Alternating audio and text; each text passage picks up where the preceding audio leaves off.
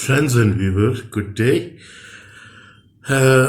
Jack London is a well-known writer, a short storyteller. He's famous for his white fang, the call of the wild, and presently, the most famously, the Sea Wolf. The name of this novel is The Sea Wolf by Jack London. So Jack London, he was an American writer, short story novelist and writer. He born in 1876 in San Francisco, and he died due to a suicide in 1916 at the age of 40. So today I have in my hand the very famous, in my view, the Sea Wolf. So he's famous for other novel also, but he's most famous for this novel, The Sea Wolf. The Sea Wolf begins with Humphrey von Whedon flung into the ocean one day just outside San Francisco after the passenger ship he was traveling on sinks. He's rescued from drowning by a passing schooner and brought abroad. Once recovered, Humphrey learns from the crew that he is aboard the Ghost. The name of the ship was Ghost, under the command of Wolf Larsen, the captain of the ship, Wolf Larsen, rather than satisfy Humphrey's request and brings him safely to port in San Francisco. Larsen decided to keep Humphrey as the new cabin boy. He was an authoritarian captain of the ship, and beside his request of Humphrey, he was taken as a new cabin boy, unable to escape from the ship as it sails farther from land, and justifiably afraid of Larsen. Humphrey accepted his fate. He was an intellectual, he was a gentleman, but he trapped into the gang of this Wolf Larsen. He becomes part of the Ghost crew. Humphrey settled in his new role as cabin boy with bitterness. His social class and educational status starkly differ from the working class men around him. Furthermore, he knows nothing about seafaring life. Larsen accuses Humphrey of never having had to work for his money or food, and though the tension between these two characters never abates, they engage in a near continuous dialogue on topics of philosophy, morality, and literature. Larsen shows himself to be intellectual, materialistic, cold-blooded, and incredibly physically strong. He brutally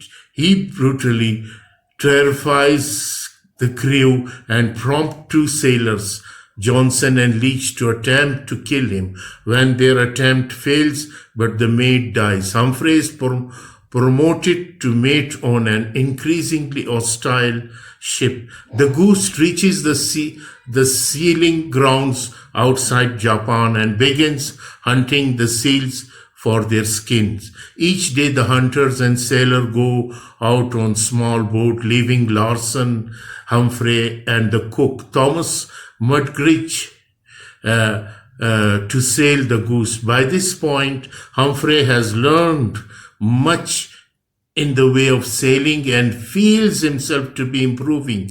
Even his antagonism towards Larsen is deeper than ever. Johnson and Leach attempt to escape the ship while the crew search for them. The Ghost comes upon another boat of refugees from a recent shipwreck. The refugees are taken abroad. The Ghost assimilated into the crew, all but Maud Brewster, a prominent writer and literary critic who was traveling to Japan for her health. The crew trek down Johnson and Leach in a boat. Instead of killing them outright, Larson leaves them in their escape boat and toys with them, ignoring their pleas for help. As the weather on the sea worsens, the two are lost at sea. Maud joins the philosophical discussion that Humphrey and Larson have. Humphrey quickly realizes that he has fallen in love with Maud and begins to plot their escape. The crew engage in a small territorial battle with Hunter belonging to the Macedonia steamer captured by Larson's brother, Death Larson, and succeed in taking a Death Larson crew aboard the Goose. To help the new men assimilate into the crew, Larson allows the men to drink copiously, himself suffering a debilitating headache that evening with everyone else distracted. Humphrey and Maud take one of the hunting boat and escape. They try to sail straight for Yokohama, the nearest Japanese port, but after a long trail of wind and storm, they are blown well, of course. Eventually, they find a deserted island with an unknown seal rockery on its shore. They name it Endeavour Island. They immediately begin constructing huts and foraging for winter, including killing seals for meat. One morning, Humphrey discovered that Goose is washed up on their beach. Only Wolf Larson is abroad. Wolf Larson, blinded and weakened by his severe and unpredictable headaches.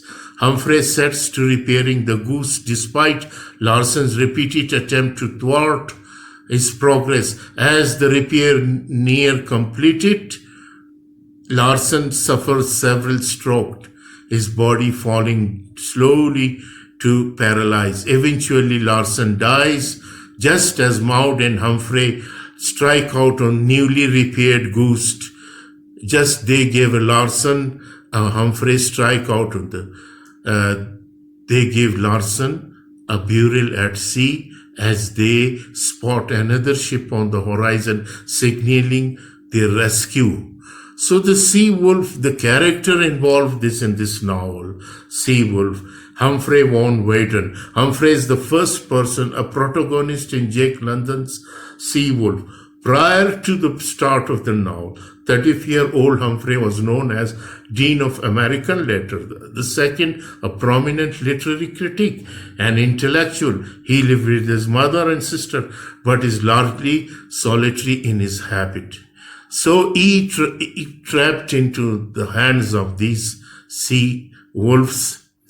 Another character, Wolf Larson, the captain, a very mysterious man, captain of this sailing ship, the Goose, and the narrative's main antagonist, Larson's repetition at the start of the narrative is largely violent, belligerent, and devoid of compassion. Murder and betrayals are the norm for him, and many of crew aboard the Goose act as guinea pig for his philosophical idea on brutality, willpower, and command. He is self-taught intellectual in possession of a keen mind but unrefined sentiment, a heartless genius from Humphrey's point of view. Little is given of Larson's background behind a brief description of a hard Scandinavian childhood and beginning of his seafaring career. He was only 10 years old. So Larson was a character. The second character, the third character, Maud Brewster, a respected, well-educated literary critic. 27-year-old Maud Brewster entered the Sea Wolf as the romantic interest for Humphrey and briefly for Larson. She is the only female in the novel from a wealthy middle-class background. Maud epitomized Humphrey's ideal of gentle femininity, frail yet compassionate, submissive yet witty, artistic, moral, as her character is described through Humphrey's eyes. She appeared to perfectly accord with the expectation he was for a society woman. So another character, the crew involved in this novel is Johnson, Leach, and Thomas Muggeridge. An idealistic sailor, Johnson is a heavy Scandinavian type tan who greatly admires the ocean and mechanics of sailing. He often looks out at the sea, idealizing the beauty of his natural surrounding and the ship's place in it. This idealism reflects in relationship with the rest of Ghost crew. So similar to Johnson, George Leach is a working class sailor with idealistic dream of overthrowing Larsen as captain of the Ghost. He actively and aggressively pursues mutiny out of disgust for Larsen's brutality.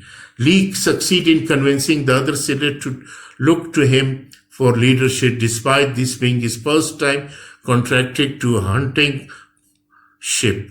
So Muggeridge, another man, runs the kitchen aboard the Goose from an extremely poor and uneducated background. Muggeridge's history is a long list of mishaps, beating, and disappointment that he frequently complains. He is a second antagonist to Humphrey and hates him from the beginning because of Humphrey's social class. He sees Humphrey as born with luck in contrast to himself, whom he believes to have been created by God often-handedly. He feels completely luckless and unprotected from the evils of the world.